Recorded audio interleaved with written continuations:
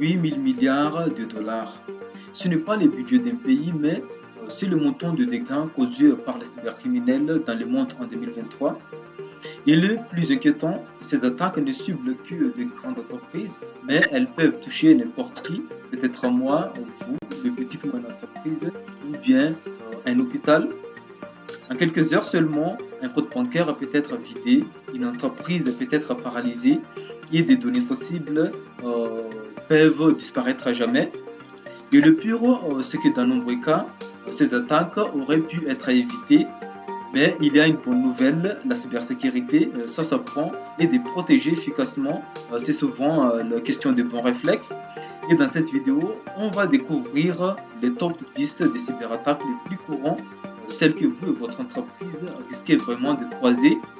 Et pour chacune, je vais expliquer comment elle fonctionne, un exemple réel, et surtout comment s'en protéger. Et sans plus tarder, c'est parti.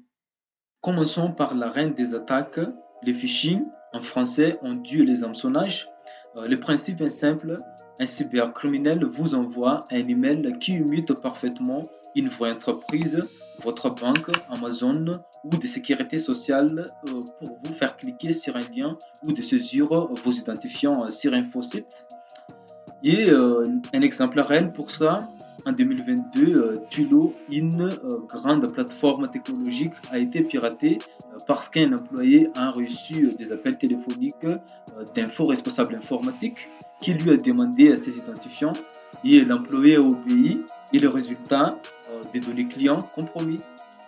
Et ce qui rend le phishing si dangereux, selon les experts, les 91% des attaques réussies commencent par les emails de phishing. C'est les portes d'entrée préférées des hackers. Et alors, comment se protéger contre ce type d'attaque? Premièrement, ne cliquez jamais sur le lien directement dans un email et tapez manuellement l'URL des sites dans votre navigateur. Et surtout, il faut vérifier toujours l'adresse de l'expéditeur. Et si quelque chose semble urgent ou semble inhabituel, méfiez-vous et contactez rapidement les responsables de sécurité dans votre entreprise ou dans votre organisation. Et le deuxième attaque, le ransomware ou en français les rançongiciels. Imaginez arriver au bureau le matin, allumer votre ordinateur et trouver un message, tous vos fichiers sont chiffrés, payer par exemple 50 000 euros de Bitcoin pour la récupérer. C'est exactement ce qu'un ransomware ou le rançongiciel. L'attaque chiffre vos données et les rend inaccessibles jusqu'au paiement de la rançon.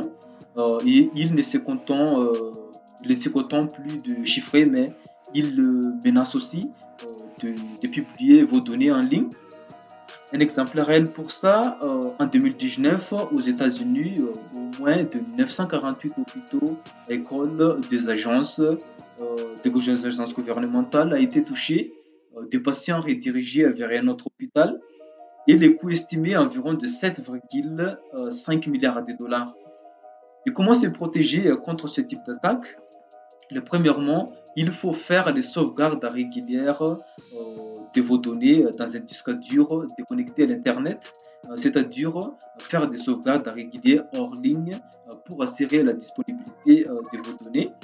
Et deuxièmement, il faut mettre à jour régulièrement aussi votre logiciel. Et la troisième attaque, c'est le malware. C'est la contraction du malicious software ou le logiciel malveillant en français. C'est un terme générique qui regroupe le virus, les chevaux de Troie, les spyware ou bien d'être. Concrètement, c'est un programme qui s'installe à votre appareil à votre issue pour espionner, voler ou détruire. Un exemple parfait pour ça, les motettes, c'est un malware connu comme un simple virus bancaire en 2014, mais s'est transformé en véritable couteau suisse du crime numérique. Il a attaqué des gouvernements France, Canada, Japon et causant plus d'1 million de dégâts par incident. Et le malware arrive souvent via une pièce jointe dans un email ou lors du téléchargement des logiciels depuis les sources non officielles. Et alors, comment se protéger contre ce type d'attaque? Et premièrement, il faut installer un antivirus sérieux et maintenir-les à jour et ne jamais cliquer sur une pièce jointe inconnue et télécharger uniquement les logiciels depuis des sources officielles. Quatrième attaque, les social engineering. Toutes les attaques ne sont pas techniques, mais parfois les vrais outils du hacker, c'est la psychologie.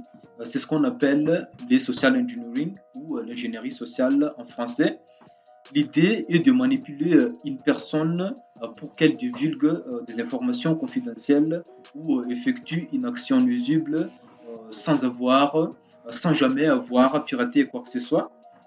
Un exemple parfait pour ça, CoinSpad en 2022 a perdu 37 millions de dollars après que les hackers a passé 6 mois d'étudier l'entreprise, ses employés, sa structure et ils ont alors proposé un emploi à un employé, un faux emploi à un employé qui a installé des logiciels malveillants sur son poste de travail. Et ce qui rend cette attaque particulièrement dangereuse, elle cible l'humain, mais pas la machine, mais l'humain font beaucoup d'erreurs. Et comment se protéger contre ce type d'attaque? Premièrement, il faut former vos équipes dans votre organisation ou dans votre entreprise et méfiez-vous sur la sollicitation inattendue, même que de la part d'une personne semble connue. Et il faut vérifier l'identité de votre interlocuteur via un second canal. Cinquième attaque, les comptes takeover ou la prise de contrôle des comptes. Voici un scénario. Un inconnu connecte à votre compte bancaire, votre email ou votre profil professionnel avec vos vrais identifiants, mais vous n'avez rien vu. C'est ce qu'on appelle les comptes takeover ou la prise de contrôle des comptes. Les hackers ne volent pas votre carte bleue, mais ils servent directement votre identité numérique. Ils se connectent, font des achats, envoient des messages en votre nom, récupèrent vos données. Un exemple parfait pour ça, en 2022, le 84% des organisations ont déclaré avoir été victimes d'une violation liée à l'identité, mais la quasi-totalité des cas, l'attaque aurait pu être évitée par des mesures d'authentification plus robustes. Et comment se protéger contre ce type d'attaque? Premièrement, il faut mettre en place ou déactiver la multifacteur d'authentification sur tous vos comptes importants et utiliser les mots de passe uniques et complexes pour chaque service. Et les gestionnaires de mots de passe comme le Bitwarden ou le OnePassword peuvent vous aider pour gérer vos mots de passe. Et sixième attaque, c'est le business email compromise. Et voici un scénario. Votre directeur financier reçoit un email urgent de votre PDG, effectue un virement de 50 000 euros par exemple sur ses comptes, c'est confidentiel et fait vite. L'email semble parfaitement légitime, mais le PDG n'a jamais envoyé cet email. C'est un business email compromise. Ce type d'attaque cible spécifiquement les processus de paiement des entreprises. Et un exemple parfait pour cette attaque, en 2022, les consommateurs américains ont perdu de 8,8 milliards de dollars à la fraude. Et le groupe comme Lazarus et l'APT38 sont identifiés derrière ces attaques. Et comment on s'est protégé contre ce type d'attaque? Mettre en place une politique de vérification de tout virement à un certain montant par des appels téléphoniques directs, mais jamais par email uniquement. Et aussi former aussi vos équipes financières sur cette menace. Et le septième attaque, c'est l'attaque DOS et l'attaque DDoS. Vous avez déjà visité un site web et trouvé un message service indisponible, parfois parce que le site est victime d'attaques DOS ou des DOS Denial of Service. Le principe, un attaquant inonde un serveur avec des milliers ou des millions de requêtes simultanées jusqu'à ce qu'elles s'effondrent sous la charge et dans les cas de DDoS, ces requêtes proviennent de milliers d'ordinateurs infectés ou de botnets aux quatre coins du monde. Et un exemple parfait pour ça, en 2022, les attaques DDoS ont augmenté en 150% mondialement de banques, des hôpitaux, des services gouvernementaux et de jeux vidéo en ligne. Tout le monde est ciblé. Et comment se protéger contre ce type d'attaque? Pour les entreprises, les services anti-DDoS, Cloudflare, filtrent les attaques en amont. Huitième attaque, c'est l'injection SQL. Celle-là concerne principalement les développeurs et les entreprises qui gèrent le site web. Les attaques injection SQL consistent à injecter un code malveillant dans un formulaire web pour manipuler le base de données qui se cache derrière. Concrètement, imaginez un formulaire de connexion. Au lieu de saisir un nom d'utilisateur normal, un hacker saisit un code SQL spécial pour forcer la base de données de lui livrer tous les utilisateurs enregistrés avec ces mots de passe. Un exemple parfait pour ce type d'attaque, en 2020, le Freepik a subi une attaque d'injection SQL expose les données de 8 millions d'utilisateurs. Et alors, comment se protéger contre ce type d'attaque?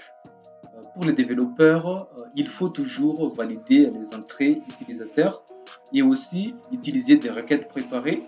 Et pour l'utilisateur, changer vos mots de passe régulièrement et activer le multifacteur d'authentification.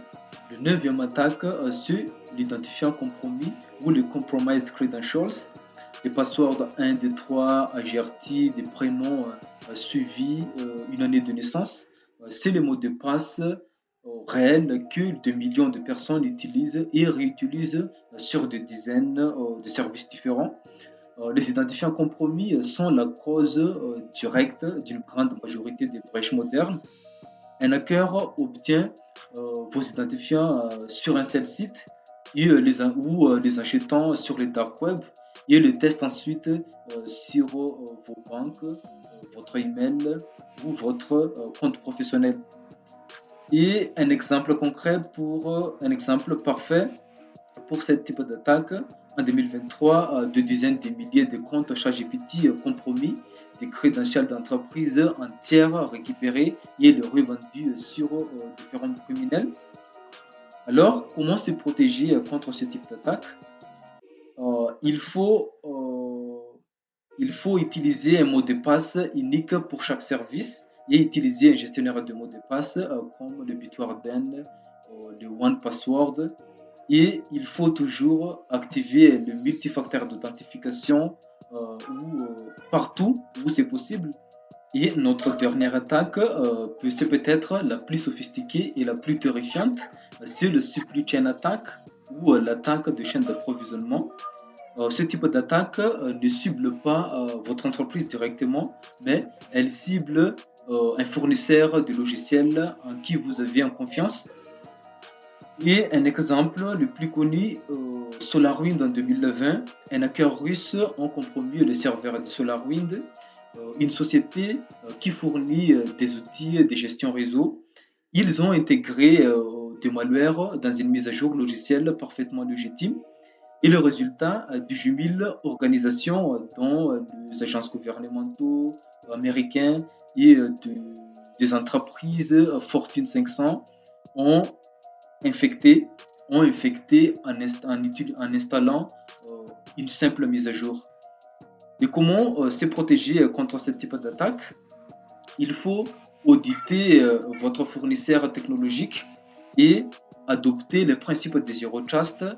Une faites confiance à une personne par défaut, même vos partenaires, et surveiller le comportement anormal sur votre réseau.